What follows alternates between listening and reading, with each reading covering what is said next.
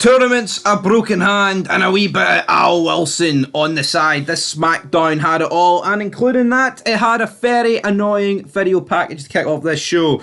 It's not the first time we've had this with Stephanie McMahon, and for me, it's a failed experiment. They need to stop doing this. You know, this is like early 2000s, mid 2000s, hypno, tag team. I'm not a fan of it. Are you a fan of it? They need to go back. Stephanie McMahon spoiling everything that's going to happen tonight.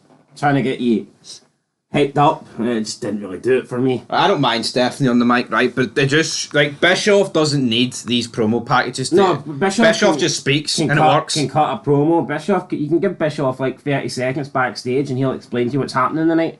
Stephanie McMahon had to get like a 2 to 3 minute promo where it kept cutting in and out of action and then back to her talking, describing what's going down tonight. And it just didn't cut it for me, like. Probably worse than the last one we've seen. I believe they've done it. I think this might be the third time, but I know for a fact there's been 2 of them, and they need to stop doing it. It just shows that it's just worse than Bischoff. It doesn't need. Why can't they just kick? Why does it need to be dumbed down for us every fucking show? You'd be better off just having Michael Cole and Taz run through what's happening. Yeah, like, there's a tournament tonight and we're kicking off one of the matches, but no, Stephanie McMahon needs to fucking dumb it down. She lifts the fucking tag belts like she's Jericho with the undisputed titles, man. Not a fan of this, but we did kick off the show with a tag team title tournament match. We've got Los Guerreros taking on Rikishi, damn it. Already, you can see with this brand split that tag teams are thin. Oh, aye, because when you're teaming up Rikishi and Mark Henry now, I'm assuming it's an 8-man tournament. Yep. And there's not 8 tag teams on SmackDown, so I would imagine we're going to get some, weird tag teams thrown together over the next couple of weeks. So we'll see who we get. But yeah, Rikishi and Mark Henry, never seen them team before. Yeah, I think this might be the first I never really want to see them team again. Yeah, it wasn't great. They worked on the legs of Mark Henry. Chavo hit Mark Henry with a chair on the leg, then Eddie followed up with some sort of like single Boston crab ankle lock or some shit like that. It looked awful. It actually looked awful. Didn't look great. Mark Henry tapped. And that's it. Henry and Rikishi are out. Just seems like a job. When they throw 2 people together to lose to Los Guerreros, you've got a problem. Especially like Rikishi, who's actually been booked relatively strong. Yeah, I thought Rikishi would have been above this, but I guess not. Apparently he's not, and you look at this tournament and then Raw just whips out a fatal 4-way TLC match, and it's like... but Raw whips out a TLC match with tag teams that have never competed with each other, right? But it feels like it feels legit. It feels like Bischoff, like the way it was done. You guys have competed in TLC. Go pick partners. Yeah, no. Or else you're fired. No, but you look at the combinations they put together. It looked like real teams. Yeah. You can buy Jeff and RVD as a tag team. Christian and then obviously the Dudleys. I don't know. Mark Henry, Rikishi, just completely out of nowhere. Completely out of nowhere, guys. And then we move into the introduction of Al Wilson, of course. This is the beginning of this entire feud that's going to last about, 4 months. Tony Wilson introduces Al, damn it, to Billy and Chuck.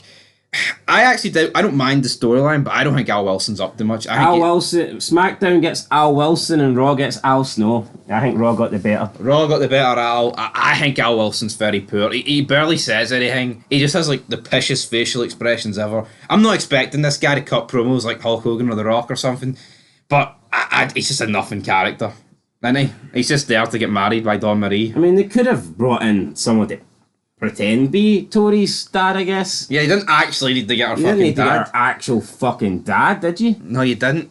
And Billy and Chuck are looking gayer than ever before. Chuck's running about with fucking stubble and the tightest fucking black pants I've ever seen. Then Billy's looking like fucking Hulk Hogan. And he's yellow and red. I don't know what these guys are doing. Dawn Marie shows up and says, "Hello, Al. I'm going up against your little angel tonight in a bikini contest." And Al's just sitting there with a look on his face. He doesn't want to fucking be there. I don't know. The guy just fucking annoys me. We cut backstage. Well, rest in peace. As he did. Al Wilson, he is dead. When did he die? 2 days before Tori got inducted into the Hall of Fame. Well, yeah, that's poor, isn't it? That's not great. Could at least lasted 2 more days for his daughter. But then we have Paul Heyman and Brock Lesnar backstage. They're watching a tape from last week.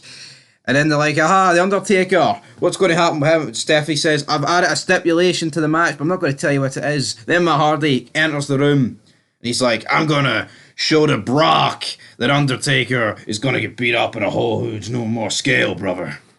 What was that? Repeat that. What? What did he say to him? He said he's gonna show Brock Undertaker's gonna get beat up in a huge more scale. Just shut the fuck up, right? It was a decent promo here for Matt Hardy. I like Matt Hardy thinking that he's going to do more damage to Undertaker than Brock Lesnar is. He's doing better than Jeff these days. I tell you what, he's delusional, but it works. This whole version 1 thing's got to his head. He thinks he's the best version of anybody on SmackDown, but he is mistaken, because I don't think it's going to work for him that way when he takes on The Undertaker. Falls count anywhere match. Matt Hardy doesn't really want any party taker in the ring, so the fight quickly goes backstage where Matt tries to get away from Taker. He yells, "We'll meet again someday."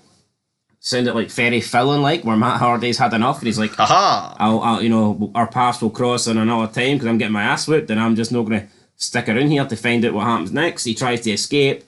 The door's locked, so he can't leave the building. Someone is locked Matt Hardy in here with Undertaker. Is this quarantine, for fuck's sake? What's happening here? Matt cannot escape. He's trying to climb on top of a cage to get away from the Undertaker. Brock then attacks Taker from behind. Brock gives Undertaker an F5 onto like a stack of chips or potatoes or something, like corn, bags something of food. That cushioned the landing, so therefore it wasn't that good. Yeah, really poor F5 here, but Taker sells it anyway. Matt then runs down, gets the 1, 2, 3. Matt Hardy wins the match. Matt Hardy has defeated The Undertaker, I think, for the second time in like 3 weeks, so congratulations to Matt Hardy. Then Brock gets a propane tank and he smashes it onto the arm of The Undertaker, who was weirdly bent over. Yeah, it looked like he was going to ram it right up his arse. I'm sorry, it did. I can't take that vision at my head. Like it's not like Taker was like, he was leaning up against the wall straight. I mean, he was fucking almost on all fours here. If you tuned into SmackDown, you'd have thought, it's Billy and Chuck. Well, I've seen a lot of gay shit, so it doesn't matter. Smashes into the arm of Undertaker, boom, that's it. We got a trainer say that Undertaker's hand looks to be broken. So there you go, Undertaker, broken hand. I guess he's not going to compete at No Mercy. I have big problems with this, so I think this match should be main eventing. I get it, right? There's a few more segments after this that leads to like, oh, his hand's broken, and you see Stephanie interact with Heyman and Brock. But how the fuck can he... It seems like for weeks now, these guys have not main evented. How's Taker against Matt Hardy? Falls count anywhere, with Brock interfering and breaking his fucking hand, not the main event. Because if it's the main event, you can't tell any stories after it, can you? No, but for me, it should be the main event. I think he should be the main event. Well, it wasn't, so deal with it. Well, I'm going to deal with it. I just don't think Rey Mysterio against Chris Benoit should be the main event over this. Up next, with Jamie Noble taking on Crash Holly. I thought Crash Holly was dead. Turns out he's still alive. Noble wins the match. Nothing match, throwaway match. Match I didn't care about. Then we got Mark Lloyd, Kurt Angle backstage. Mark asked Kurt if he had any regrets about making fun of Rey Mysterio. Kurt says no, he's the best wrestler in the world, and that means he never has to say sorry. Kurt says it was Benoit who lost last week, not him. So he didn't lose to the midget, it was Benoit who lost to the midget. Then we see Edge. Edge enters. Edge tells Kurt that he doesn't suck, but he's not perfect, so Edge seems to have a little bit of respect for Kurt after their 3-month feud. Kurt says that the medals around his neck say that he is perfect. Edge says that Kurt's shiny bald head says that he isn't. Got a pop for me.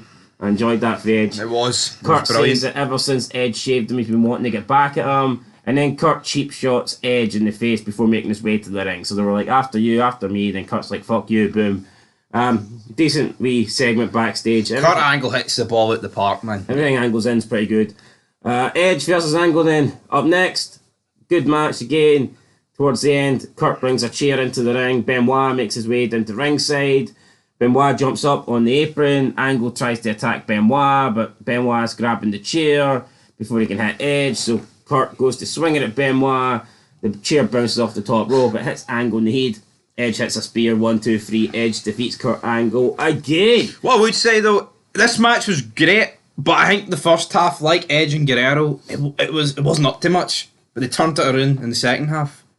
Maybe just Edge needs to work on the first 10 minutes of his matches. That's my only complaint about this. But then Steph McMahon is backstage next. We've got Kurt looking for Chris Benoit. He's like a madman. He's running it. We cut backstage to a big, bald man. It's Kurt Angle. He's running about like a madman. He's trying to get his hands on Chris Benoit. He finally finds him in the locker room. And you've just like lost Guerrero's in here. You've actually got Chavo and his Speedos running about. And I don't know, like, these guys have been booked. I mean, especially Guerrero, booked pretty strong. And here they are, seemingly like trying to split up these two for fighting, even though Guerrero's almost been on like equal playing field with these guys. To me, that doesn't really sit right, but you've got them trying to get at each other. Then Stephanie comes in and says, you two next week are going to be in a tag team, you're going to be in the tag team tournament, and you're going to have to get along, because if you don't, you're going to be suspended for a year without pay. But he agrees, and then he takes a cheap shot, damn it, at Benoit, and then she's like, it starts now, but she screeches. I'm not going to go to that level of screeching, because I don't think my voice can do that, damn it. Then we have Paul Heyman backstage. He tells Brock Lesnar that he is the man. You've defeated Hulk Hogan and The Rock. Then Matt Hardy enters. He's like, yes, I've beat The Undertaker again. It was sheer merititude. It wasn't the twist of fate. It was merititude, damn it. Matt says Undertaker probably will not be able to compete at No Mercy, all because of him. And he says that I am now the number one contender after The Undertaker got pinned by me. And then he goes to Stephanie McMahon. Well, he says he's going to go to Stephanie McMahon. And Paul Heyman then looks at Brock and says, be careful. He'll kill you. Good segment. I like it. Matt Hardy's bad. Honestly, I think there is a place for Matt Hardy. I mean, I know he is in the main event scene here, but I think there is a legit place for him, like, here. I honestly think Matt Hardy could have... See, with the brand split, I think you could really have like a really good chicken shit heel run for Matt Hardy. I think the problem is, it's just like, Brock's been booked so strong here. No, I think so. Aye. Like, I'm not saying he could have like a 6-month reign, but I think it's like a throwaway 3-week reign. Matt Hardy could have easily held the belt here and it would have been pretty funny. But anyway, we have a tag team tournament match up next. Billy and Chuck against an even more surprising team than the one earlier. Devon and Ron Simmons. These two are literally, you're black, let's team up, damn it. And I'm thinking... What did they say earlier? You're fat? It must have been. I mean, I just honestly don't get these tag team. It shows the thinness in the division. What did they say to Billy and Chuck? You're gay. You're gay, buddy. But for some reason here, Billy and Chuck lose. And it's not even like there was, cheating involved here, right? There was a cheap shot before the match with the mic. But, like, why are Devon and Farouk beating Billy and Chuck? Yeah, Devon's beat nobody over the past, 2 months. Yet all of a sudden now he's beating Billy and Chuck. Yeah, like, for me, this is just retarded. I get it. They're probably trying to, quickly have Billy and Chuck just kind of, go into the background here. But, I mean, I think they're splitting them up and they just don't want them to get any further in the tournament. So if they lose in the first round, it's a better... We've seen on Raw, though, with the Un-Americans, like, they've literally just... They've split up and went their separate ways like that. We don't need to just have them, lose all credibility, like, even as singles guys, but... I mean, I can't really remember Chuck Palumbo doing much after this, apart from his 07 biker gimmick. FBI. So.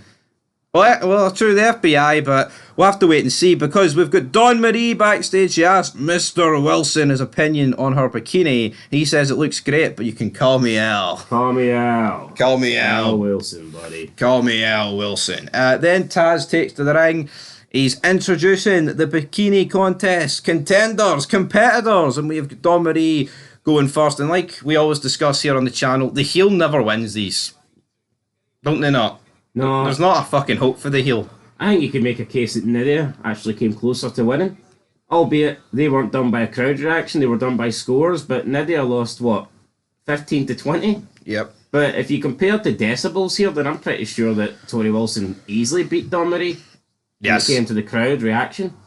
Easily, no, absolutely. I mean, Dawn Marie wearing white, I believe, and then Tori Wilson was wearing tan after the match. Dawn Marie absolutely slaps the head clean off Tori Wilson. So this is pretty much, this feud here, it's pretty much begun here on this 3rd of October. And I believe they have a match at the 2003 Rumble. And I'm going to bet money that it's not a classic. We did do it that time when on this feud, so make sure you go check it out. But up next we have... Al Wilson in a casket match. That's it, Al Wilson in a casket match. We then have Stephanie McMahon informing Lesnar and him, and the Undertaker's hand is broken, but he's going to compete at No Mercy. And then Stephanie tells Lesnar that it will be the Hell in a Cell match. Damn it, she reveals the stipulation. We've seen in wrestling, though, that pretty much every time someone breaks a hand, it ends up being an issue for the opponent, because they can just use it as a battering ram. We've seen it with Triple H and Big Show, and I'm pretty sure it's going to be no different where he uses the cast. You would rather not have a broken hand, though. You wouldn't, but I think more or less every time it does get flipped. I think so. It always seems to be the bigger guy uses it. Yeah, but sooner or later, fuck me, the cast comes off, and then you know what I mean. The Triple H is fucking smashing your finger. Well, Big Show's hand, man. His fingers are like fucking fists anyway for each of them. But it is your main event. We have Mysterio against Chris Benoit.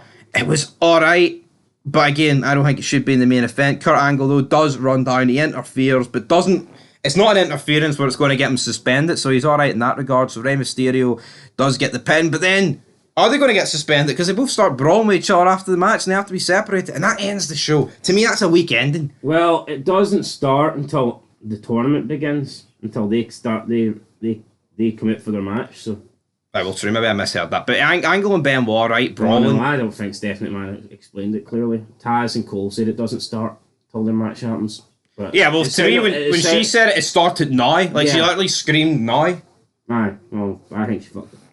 Well, she fucked up then, and Taz and Michael Cole explained it just like the SmackDown's taped, so I mean, I don't know why they couldn't just redo it. Yeah, I mean, maybe they didn't think it was that big a deal. Taz and Michael Cole should have just explained the matches instead of letting her do it. But I think Stephanie McMahon pretty poor on this show. But what I would say is, I think her revealing that the match will be Hell in a Cell, I mean, could that have ended the show rather than Angle and Benoit brawling? I think recently what is actually affecting these shows is actually the endings. I think they've got them all over the place, like Triple H in the fucking mid card on Raw, like taking on Spike Dudley. I think they need to sort that out. Would you agree with that? Yeah, I mean, Triple H, Spike Dudley shouldn't be anywhere near anything. At least Raw Roulette, that's got a 4-way TLC match ending, so I guess you can see why Triple H wouldn't be in the main event there, even though he does have his part to play because he injures Hurricane, etc. But for me, guys, they need to sort the endings out. But was this a better SmackDown than last week? I think it was, but it still felt a bit poor, so I'm going to give it a 6. Get a 5. Middle of the card 5. Just nothing really interesting on this show. Yeah, she can hype up tag team tournaments. And for me, I like the Falls Count Anywhere match. But the tournament is filled with jobbers. And to be honest, you look at it and... I mean, Devon and Farouk making it to the semis? Who are they going to be against? Yeah, like... Los Guerreros? Yeah, we'll have to wait and find out next week. I mean, we've got, of course... I probably believe it's going to be Kurt Angle and Edge against what? Is it going to be... No, not Kurt Angle and Benoit. Are they going to be against Ray and Edge? Because they seem to team up around this period. I don't think that'll be the other quarterfinal, will it? No, that's the only thing. We'll have to wait and see, guys. We've got the tournament continuing next week. Undertaker's hand is broken. Will he be on next week's show? Who knows? But we're on the road to No Mercy. Until this time next week, peace for SmackDown.